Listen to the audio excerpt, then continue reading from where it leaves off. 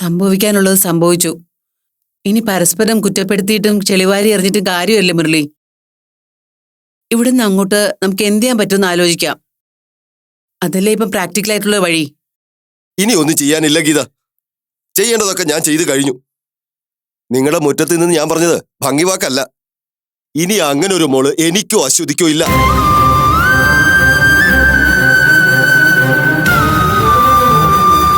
ഞങ്ങൾക്കൊരു മോളുണ്ടായിരുന്നു, അവളങ്ങ് മരിച്ചുപോയി. കുറച്ചു മുമ്പ് ശവടൊക്കെ കഴിഞ്ഞതേ ഉള്ളൂ. മുരളിയേട്ടാ എന്തൊക്കെയാ പറയുന്നേ? പിന്നെ അല്ലാതെ ഞാൻ എന്താ അശ്വതി പറയണ്ടേ? ഇതിലും ഭേദം അവൾക്ക് നമ്മളെയൊക്കെ കൊന്നിട്ട് ഇറങ്ങി പോകുന്നതല്ലായിരുന്നോ? എന്നിട്ട് ഇഷ്ടമുള്ളവരൊക്കെ ജീവിച്ചുള്ളായിരുന്നോ? മുരളി ഒന്ന് സമാധാനിക്ക്. ഏത് പ്രശ്നത്തിനും ഒരു പരിഹാരം ഉണ്ടല്ലോ. നമുക്ക് അതേപ്പറ്റി ആലോചിക്കാം. ഓ, ഇനി എന്തോന്നാ ഇതിൽ ഇത്ര ആലോചിക്കാൻ? മുരളി പറഞ്ഞതുപോലെ പുകഞ്ഞ കൊള്ളി പുറത്ത്. ഇനി ആലോചന കമ്മിറ്റിയുടെ ഒരു കുറവും കൂടിയേ ഉള്ളൂ. നിങ്ങൾ നിങ്ങളുടെ പാട് നോക്ക് പിള്ളാരെ. അശ്വതി ഒന്ന് വരുമോ? എനിക്കൊരു കാര്യം സംസാരിക്കാനുണ്ട്. വാന്നേ.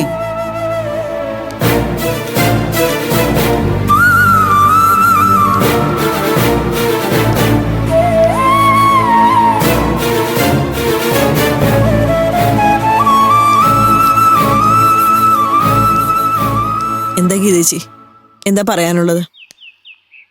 ഞാൻ പറഞ്ഞല്ലോ അശ്വതി, നമ്മൾ ഒരിക്കലും പ്രതീക്ഷിക്കാത്തതും ആഗ്രഹിക്കാത്തതാണ് സംഭവിച്ചത്.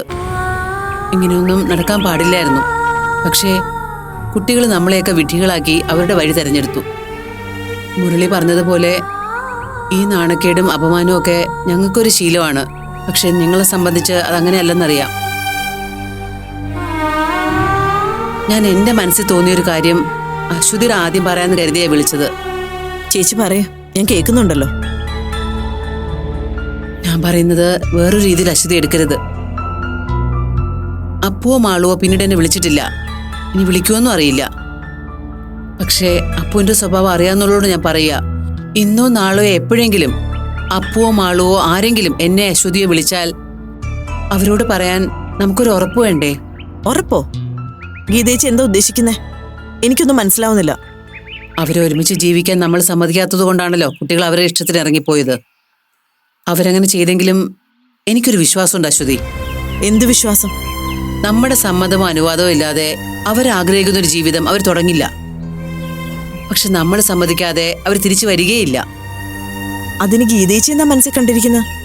ഞാൻ ഉദ്ദേശിച്ചതുപോലെ അപ്പുവോ മാളോ ആരെങ്കിലും കോണ്ടാക്ട് ചെയ്യുകയാണെങ്കിൽ അവരുടെ ഇഷ്ടത്തിന് നമ്മൾ വില്ലിംഗ് ആണെന്ന് പറഞ്ഞാൽ കുട്ടികൾ ചിലപ്പോ തിരിച്ചു വരാനുള്ള ഒരു മനസ്സ് കാണിച്ചാലോ? ഗീതേച്ചി എന്താ ഉദ്ദേശിക്കുന്നേ? അങ്ങനെ അവർ തിരിച്ചു വന്നാ അവരൊരുമിച്ച് കഴിയട്ടെ എന്നാണോ? എന്താ ഗീതേച്ചിയുടെ മനസ്സില്? മറ്റൊരു വഴിയില്ലെങ്കിൽ അപ്പുവും മാളും അവരുടെ വാശിയിൽ ഉറച്ചു നിൽക്കുകയാണെങ്കിൽ നമുക്കതങ്ങ് സമ്മതിച്ചൂടെ അശ്വതി? ആദ്യം കേൾക്കുമ്പോ ഒരു ബുദ്ധിമുട്ടായിട്ട് അശ്വതിക്ക് തോന്നും. പക്ഷെ സമാധാനത്തോടെ ഒന്ന് ആലോചിച്ച് നോക്ക് അശ്വതി. മുരളിക്കും വീപ്പിക്കും അവരെ ഒഴിവാക്കാം. ഇങ്ങനൊരു മകളോ മകനോ ഇല്ലെന്ന് പറയാം. പക്ഷേ നമ്മുടെ കാര്യം അങ്ങനെയല്ലല്ലോ. നമ്മൾ പ്രസവിച്ച നമ്മുടെ സ്വന്തം മക്കളല്ലേ അശ്വതി അവര്. മറ്റാരൊക്കെ ഉപേക്ഷിച്ചാലും നമുക്കവരെ എങ്ങനെ വേണ്ടെന്ന് വെക്കാൻ പറ്റുമോ? നമ്മൾ അവരെ അംഗീകരിച്ചു തുടങ്ങിയാൽ, സ്നേഹിച്ചു തുടങ്ങിയാൽ പതുക്കെ പതുക്കെ മുരളിയും വീപ്പിയൊക്കെ അതിൽ ഇൻവോൾവ് ആയിക്കോളും. പക്ഷെ ആദ്യം അതിനൊരു ഇനിഷ്യേറ്റീവ് എടുക്കേണ്ടത് നമ്മൾ അമ്മമാരാണ്. എന്താ അശ്വതി, ഞാൻ പറഞ്ഞത് ശരിയല്ലേ? അശ്വതി ഇതിന് വില്ലിംഗ് ആണോ? ആണെങ്കിലും അല്ലെങ്കിലും തുറന്നു പറഞ്ഞോളൂ, എനിക്കൊന്നും തോന്നില്ല. ഗീതേച്ചി ക്ഷമിക്കണം. ചേച്ചി പറഞ്ഞതുപോലെ പ്രസവിച്ച മക്കളെ വേണ്ടെന്ന് വെക്കാനും മാത്രം അത്ര കഠിന ഹൃദയമൊന്നും അല്ല എൻ്റെത്. പക്ഷെ ചേച്ചി ഈ പറഞ്ഞ ബന്ധത്തിന് സമ്മതം മൂളാൻ ഒരിക്കലും എന്നെ കൊണ്ട് പറ്റില്ല. അത് മാത്രമല്ല, ഇനി എത്ര നാള് കഴിഞ്ഞെന്ന് പറഞ്ഞാലും മുരളിയേട്ടനതൊന്നും അംഗീകരിക്കാനും പോകുന്നില്ല. ഒരുമിച്ചൊരു ജീവിതം തുടങ്ങിയിട്ട് 10-23 വർഷമായി ഗീതേച്ചി.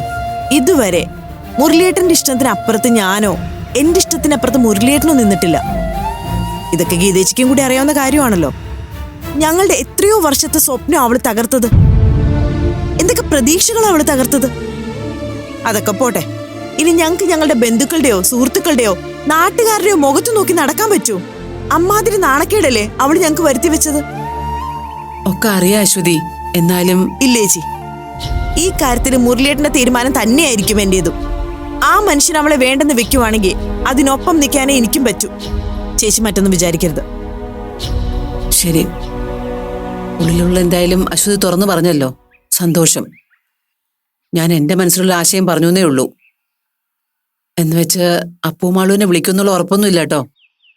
അശ്വതി വാ.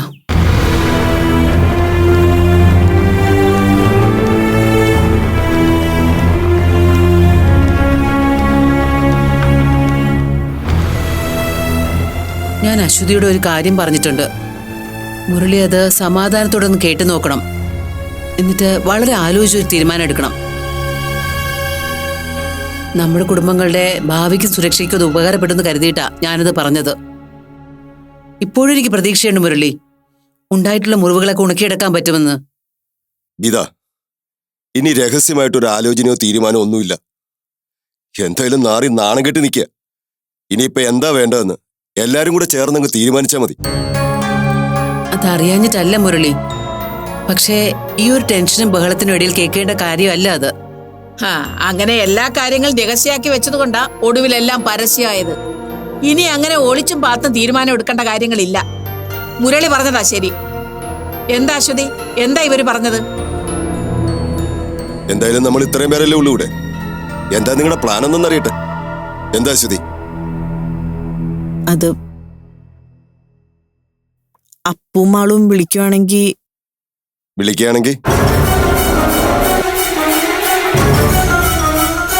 ചുമ്മാ സസ്പെൻസിടാതെ പറ അശ്വതി. അവര് വിളിക്കാനെ എന്താ വേണ്ടെന്ന് പറഞ്ഞു? അവരെ സ്വീകരിക്കാൻ നമ്മൾ തയ്യാറാണെന്ന് അവരോട് പറയണമെന്ന ഗീതേച്ചിയുടെ അഭിപ്രായം. കണ്ടോ ഇപ്പൊ എങ്ങനെ ഇരിക്കുന്നു? രോഗി ഇച്ഛിച്ചതും വൈദ്യം കൽപ്പിച്ചതും പാലാണെന്ന് ഇപ്പൊ മനസ്സിലായില്ലേ? ഇതാ ഇവരുടെ മനസ്സിലിരിപ്പ്. ഇത് ഇവരും കൂടി അറിഞ്ഞുകൊണ്ടുള്ള കളിയാണെന്ന് നമ്മൾ സംശയിച്ച കുറ്റം പറയാൻ പറ്റുമോ? ഇന്ദിരാമേ, വെറുതെ എഴുതാപ്പുറം വായിക്കരുത്. ഞാൻ പറഞ്ഞല്ലോ, അപ്പുവിന്റെ മാളുവിന്റെ ഈ പ്രവൃത്തിയില് എനിക്കോ വീപ്പിക്കോ യാതൊരു മനസ്സറിവും ഇല്ലെന്ന്.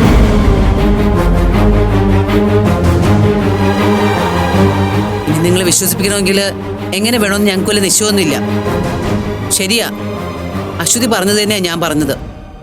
പക്ഷെ മുരളി, അതിന്റെ പിന്നിലെ ഉദ്ദേശശുദ്ധി എന്താണെന്ന് മുരളിയെങ്കിലും ഒന്ന് മനസ്സിലാക്ക്. വേണ്ട ഗീത, അതിന്റെ പിന്നിൽ ഇനി എന്ത് ഉദ്ദേശശുദ്ധിയാണെങ്കിലും അവരെ ഒരുമിച്ച് സ്വീകരിക്കാൻ ഞങ്ങൾ തയ്യാറല്ല. പിന്നൊരു കാര്യം, ഒരേ ഒരു കാര്യം ഞാൻ പറയാം. ഒരുമിച്ച് ജീവിക്കാനാണ് അവരുടെ തീരുമാനമെങ്കിൽ ഞാൻ മുൻപ് പറഞ്ഞ ഇപ്പോഴും ആവർത്തിക്കുന്നു, ഞങ്ങൾക്ക് അങ്ങനെ ഒരു മകൾ ഇല്ലെന്ന് തന്നെയാ ഞങ്ങളുടെ തീരുമാനം.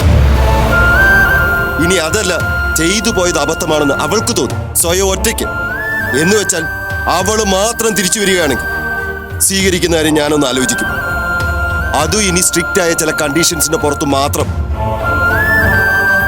അല്ലാതെ രണ്ടുപേരും കൂടെ ഒരുമിച്ച് സ്വീകരിക്കുന്ന ഒരു പരിപാടി, അതിനെക്കുറിച്ച് ഇനി ആരും ആലോചിക്കണം. അങ്ങനെ ഒരു പദ്ധതിക്ക് ശുപാർശ ചെയ്യാൻ ദയവ് ചെയ്ത് അവിടുന്ന് ആരും ഇങ്ങോട്ട് വരികയും വേണ്ട. ഗീതയ്ക്ക് കാര്യങ്ങൾ പറഞ്ഞ് മനസ്സിലായോ? ഇത് അതൊന്നും അല്ല മുരളി. പിള്ളേര് പറയാതെ ചെയ്ത കാര്യമാണെങ്കിലും ഇപ്പൊ ഭാഗ്യം കടാക്ഷിച്ചത് പണിക്കർക്കും ഭാര്യയ്ക്കും അല്ലേ? മോന് ചുളുവിലി ഏറ്റവും യോഗ്യതയുള്ള പെണ്ണിനെ തന്നെയല്ലേ കിട്ടിയിരിക്കുന്നത്. അപ്പൊ പിന്നെ അവർക്ക് ഈ കാര്യത്തിൽ നീക്കുപോക്ക് ഉണ്ടാക്കുന്നത് കൊണ്ട് ഗുണമല്ലേ ഉള്ളൂ. അനുഭവിക്കേണ്ടി വരുന്നത് നമ്മളല്ലേ?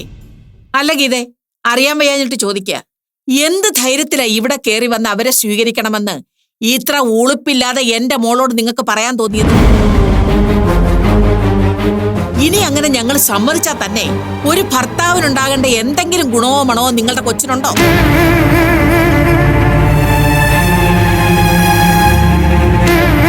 ഈ ജന്മത്ത് അപ്പൂനൊരു അച്ഛനാകാൻ പറ്റുമോ?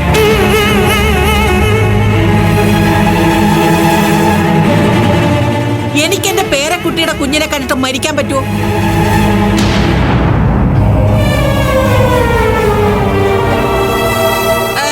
ഭർത്താവാകാൻ നടക്കുന്നു, എന്നിട്ട് അതിനു വേണ്ടി ശുപാർശ പറയാൻ വേഷം കെട്ടി ഇറങ്ങിയിരിക്കുന്നു. ഗീത, ഇനി ഇതുപോലുള്ള എന്തെങ്കിലും വരട്ട് ബുദ്ധിയായിട്ട് വന്ന നിലമറന്ന് ഞാൻ എന്തെങ്കിലും പറഞ്ഞു പോകും. ഈ വങ്കത്തരം കേട്ട് നിൽക്കാൻ നിങ്ങൾക്ക് എങ്ങനെ തോന്നുന്നു? ഇറക്കി വിടുമുരളി ഇവരെ ഇവിടുന്ന്. അല്ലെങ്കിൽ ഇനിയും ഞാൻ നിലമറന്ന് എന്തെങ്കിലും പറഞ്ഞു പോകും. വേണ്ട വേണ്ട ഇന്ദിരാമേ, ഇനി അങ്ങനെയൊന്നും ആരും സംസാരിക്കണ്ട. നമ്മള് നാളെയും പരസ്പരം കാണേണ്ടവരല്ലേ? അപ്പൊ മുഖത്ത് നോക്കി ഒന്ന് ചിരിക്കാനെങ്കിലും കഴിയണ്ടേ? അയ്യോ, അങ്ങനെ ചിരിക്കണമെന്ന് ഞങ്ങൾക്ക് നിർബന്ധമൊന്നുമില്ല. ഞാൻ പറഞ്ഞത് എന്റെ ഒരു അവിവേകമായിട്ട് മുരളി അശ്വതിയും കണ്ടാ മതി. എന്ന് ഇറങ്ങിക്കോട്ടെ.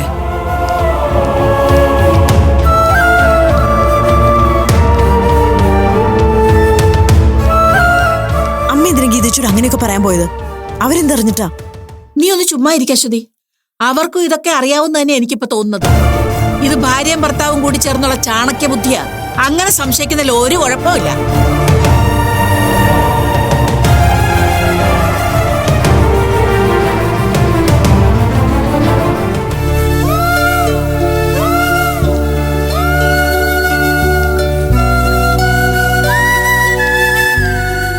അയ്യോടി, നീ ഇതുവരെ കഴിച്ചു കഴിഞ്ഞില്ലേ?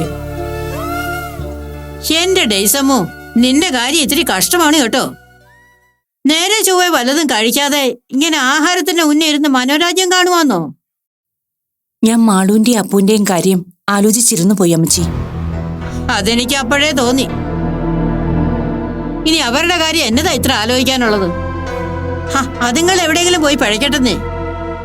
കാണിച്ച നെറികേടിനുള്ള ശിക്ഷ അവർക്ക് കർത്താവ് തമ്പുരാൻ കൊടുത്തോളും. നീ അതൊക്കെ മനസ്സിൽ നിന്ന് കളഞ്ഞിട്ട് നിനക്ക് നിന്റെ ചെറുക്കനും വേണ്ടി ജീവിക്കാൻ നോക്ക്. അങ്ങനെ മിടുക്കുള്ളവര് ചെയ്യേണ്ടത്. ദേ, ഒരു കാര്യം ഞാൻ പറയാം. നീ ഇങ്ങനെ വിഷമിച്ചും ദണ്ണപ്പെട്ട് നടക്കുന്ന കണ്ട ജോക്കുട്ടിന് സങ്കടം വരും. പിന്നെ അവൻ അത് മനസ്സിൽ നിന്ന് മാറ്റാതെ ഇങ്ങനെ കൊണ്ടു നടക്കും. അതുകൊണ്ട് ആർക്ക് എന്നതാ ഗുണം? ചാടിപ്പോയൊരു ചാടിപ്പോയി. ഇനി അതിന്റെ വാലെ പിടിച്ച് നടക്കാതെ ചെറുക്കന് നല്ലൊരു ജീവിതം ഉണ്ടാക്കി കൊടുക്കാൻ നോക്ക്. അതാ ഒരമ്മച്ചി എന്നുള്ള നിലയില് നീ ഏറ്റവും അടുത്ത് ചെയ്യേണ്ട കാര്യം. മായ്ക്കണമെന്നും മറക്കണമെന്നും ഒക്കെ ആഗ്രഹം എനിക്കും ഉണ്ടമ്മച്ചി. പക്ഷെ സ്വിച്ചിട്ട പോലെ അങ്ങ് എടുത്തു കളയാൻ യന്ത്രമൊന്നും അല്ലല്ലോ, മനസ്സല്ലേ. അത്ര പെട്ടെന്നൊന്നും അത് മായില്ല. അതിപ്പോ എന്റെ കാര്യത്തിലായാലും ജോബിന്റെ കാര്യത്തിലായാലും. അത് നിനക്ക് വെറുതെ തോന്നുന്നതാ. ഒരു കാര്യം വേണമെന്ന് വെക്കുന്ന പോലെ വേണ്ടാന്ന് വെക്കാനുമുള്ള മനസ്സ് കർത്താവ് തമ്പുരാൻ നമുക്ക് തന്നിട്ടുണ്ട്.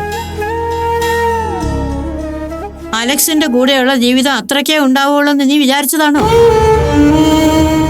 കർത്താവ് തമ്പുരാൻ അവനെ അങ്ങ് നേരത്തെ വിളിച്ചപ്പോ നീയും നിന്റെ മോനും തനിച്ചായി എന്നുവെച്ച് നീ അതിന്റെ പേരിൽ കരഞ്ഞും കണ്ണീരും ഒഴുക്കിയൊന്നും അല്ലല്ലോ ജീവിച്ചത്. നിന്റെ മോനെ കഷ്ടപ്പെട്ട് വളർത്തി വലുതാക്കി ഒരു നിലയിലെത്തിച്ചില്ലേ? അതിലും വലുതൊന്നും അല്ലല്ലോ മോൻ മിന്നു കെട്ടിയ പെണ്ണ് വേറൊരുത്തന്റെ കൂടെ ചാടിപ്പോയത്. ഒരു നാഴികയ്ക്ക് മുമ്പെങ്കിൽ ഒരു നാഴികയ്ക്ക് മുമ്പേ അത് മനസ്സിൽ നിന്ന് മാറ്റി കളയുന്നതാണ് നല്ലത്. ഇതൊക്കെ നാട്ടിലെ കുടുംബക്കാരോ ബന്ധുക്കളൊക്കെ അറിഞ്ഞാലേ അതിന്റെ നാണക്കേട് നിനക്കാ. പോട്ടെ, ഇനി അതൊക്കെ ഓർത്ത് നീയും ജോക്കുട്ടനെ മനസ്സ് വിഷമിപ്പിക്കണ്ട. ഞാൻ പറഞ്ഞ പോലെ ചെറുക്കനെ എത്രയും വേഗം വേറെ കെട്ടിക്കണം. ഒരു കൂട്ടും കുടുംബമൊക്കെ ആവുമ്പോ അവന്റെ മനസ്സിൽ നിന്ന് ഇതൊക്കെ അങ്ങ് മാറുപടി. നല്ലൊരു കുടുംബത്തിലെ കൊച്ചിനെ മരുമോളായിട്ട് കിട്ടിയാ നിന്റെയും വിഷമം മാറും. നീ നോക്കിക്കോ, അങ്ങനെ ഒരു യോഗം നിനക്കുണ്ടാവും. അതിനുവേണ്ടിയാവും കർത്താവ് തമ്പുരാൻ ഈ മൂശേട്ടയൊക്കെ നിങ്ങളുടെ ജീവിതത്തിൽ നിന്ന് ഓടിച്ചു വിട്ടത്.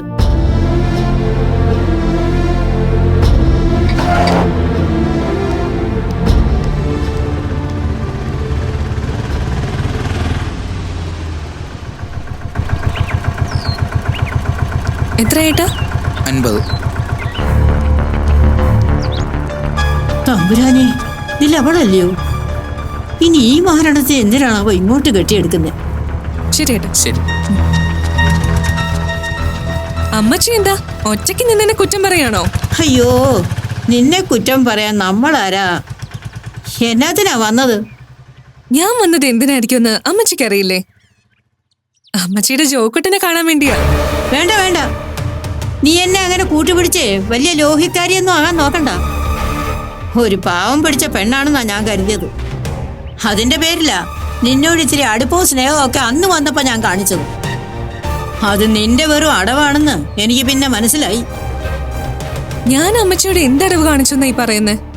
എന്നോട് കാണിച്ചാലേ നീ ആ നിമിഷം വിവരം അറിഞ്ഞേനെ. ദേ മക്കളും കൊച്ചുമക്കളും ഒക്കെ ആയിട്ടേ 7-8 എണ്ണത്തിനെ പെറ്റ് പോറ്റി വളർത്തിയ കൈയായി ഇത്. ഇപ്പോഴും ഈ കൈ വെച്ചൊന്ന് തന്നാലുണ്ടല്ലോ നീ സ്വർഗം കാണും.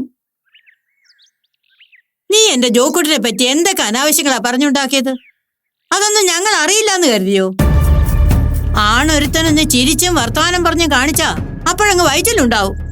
അല്ലയോടി അസത്തെ? അതെന്നാ ദിവ്യഗർഭാണെന്ന് എനിക്കൊന്ന് അറിയണമല്ലോ. ഇമ്മാതിരി നട്ടാ കുഴുക്കാത്ത നുണയും പറഞ്ഞോട് നടക്കുന്നവളൊക്കെ ഇവിടെ വരണ്ട. ആരെ കാണുകയും വേണ്ട. ഡേസി, കടുക്കനിട്ടവൻ പോയപ്പോ കമ്മലിട്ടവൻ വന്നെന്ന് പറഞ്ഞ പോലായി. ഒരുത്തി ഇവിടുന്ന് പോയതേ ഉള്ളൂ. അതിനു മുമ്പ് അടുത്തവൾ ഇറങ്ങിയിരിക്കുന്നു. ജോക്കൂട്ടിനെ കാണാൻ വന്നതാണ് പോലും.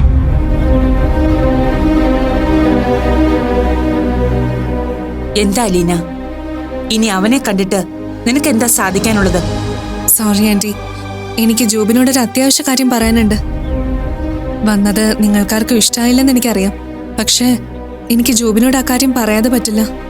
അതുകൊണ്ടാ വന്നത്. വേണ്ട വേണ്ട, ഇനി നീ ഒരു മഹാകാര്യം അവനോട് പറയണ്ട. പറഞ്ഞിടത്തോളം മതി. പുതിയ ഓരോ അടവും കൊണ്ട് വന്നേക്കുവാ. ഇങ്ങനെ മിഴിച്ചു നോക്കി എനിക്ക് അതേവിടെ പറഞ്ഞു വിടേ സമോ. ആന്റി പ്ലീസ്, ഞാൻ പറഞ്ഞല്ലോ, ജോബിനെ കണ്ട് എനിക്ക് പറയാനുള്ളത് പറഞ്ഞിട്ട് ഞാൻ അപ്പൊ തന്നെ പൊയ്ക്കോളാം. ദേ അകത്തോട്ട് പോലും കേറുന്നില്ല. ജോബിനുണ്ടെങ്കിൽ ഒന്ന് വിളിച്ചാ മതി. അല്ലേലും നിന്നെ വീട്ടിൽ കയറ്റാൻ കൊള്ളത്തില്ലെന്ന് തെളിയിച്ചവളാ നീ. ഓ, പിടിച്ചങ്ങ് സപ്രപഞ്ചത്തിൽ ഇരുത്തിയാ മതി. അമ്മച്ചിയൊന്ന് നടന്ന്. അലീന വന്ന കാര്യം ഞാൻ ജോബിനോട് പറയാം. കാണാൻ അവന് താല്പര്യം ഇല്ലെന്ന് പറഞ്ഞാൽ പിന്നെ കണ്ടിട്ടേ പോവുള്ളൂ എന്ന് അലീന വാശി പിടിക്കരുത്, കേട്ടല്ലോ?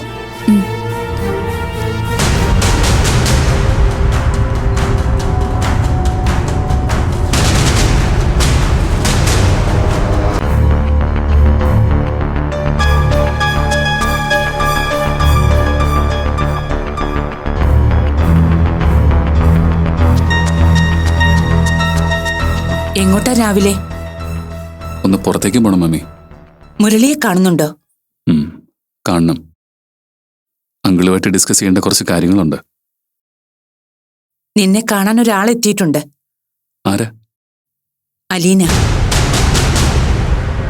അലീന? അവളെന്താ ഇവിടെ? അറിയില്ല.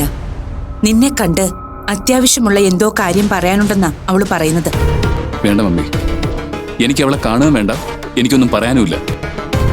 അവള് പറയുന്നൊന്നും കേൾക്കാൻ എനിക്ക് താല്പര്യമില്ല എന്ന് പറഞ്ഞേക്ക്. അമ്മച്ചി ആ കുട്ടിയോട് അങ്ങനെ തന്നെയാ പറഞ്ഞത്. പക്ഷേ അവള് പോകാൻ കൂട്ടാക്കുന്നില്ല. അത്രയ്ക്ക് സീരിയസ് ആയ എന്തോ മാറ്റർ ആണെന്ന് അവള് പറയുന്നത്. എന്ത് സീരിയസ്? അപ്പവും ആളും ഒരുമിച്ചു എന്നറിഞ്ഞതിന്റെ സന്തോഷം അറിയിക്കാനാവും അവൾ ഓരോരോ കാരണങ്ങളുണ്ടാക്കി ഇങ്ങോട്ട് വരുന്നത്.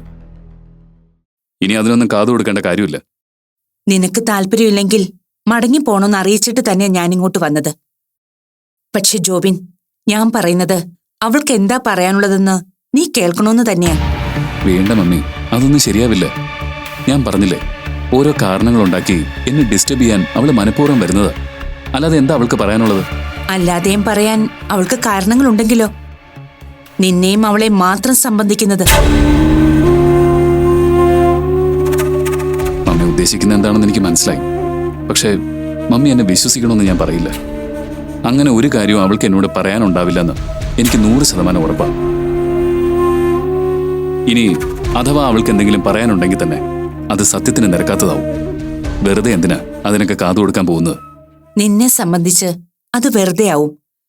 പക്ഷേ വീട്ടിൽ വന്ന ഒരു സ്ത്രീയെ അവൾക്ക് പറയാനുള്ളത് കേൾക്കാതെ മടക്കി അയക്കുന്നത് മോശമാ. അതുകൊണ്ട് ബുദ്ധിമുട്ടാവില്ലെങ്കിൽ അവൾക്ക് പറയാനുള്ളത് എന്താണെന്ന് നീ കേൾക്കണം. ഞാൻ എന്റെ അഭിപ്രായം പറഞ്ഞതേ ഉള്ളൂ. നിനക്ക് നിന്റെ ഇഷ്ടം പോലെ ചെയ്യാം. പക്ഷെ ഇന്ന് നീ അതിന് തയ്യാറാവാത്തതുകൊണ്ട് നാളെ അതൊരു അവസരമായി ആ കുട്ടി മുതലെടുക്കരുത്. അത് ആലോചിച്ചു വേണം ഒരു തീരുമാനം എടുക്കാൻ.